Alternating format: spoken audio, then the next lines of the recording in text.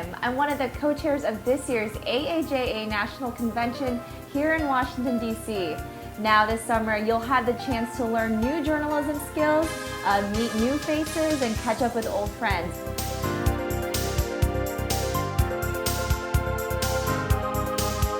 We are pumped to have all of you here. We're really excited about programming this year. We have everything from data journalism, social media, breaking news, investigative reporting panels.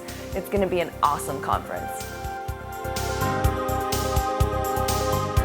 Hey there, Asia is in the house. I'm Ramy Inocencio, Asia Chapter President, and if I can fly 9,000 miles here to DC representing about 200 members, then you can do same, just a little bit closer. We'll see you here August 13 to 16. And remember, Asia put Asian American Journalists Association on the map.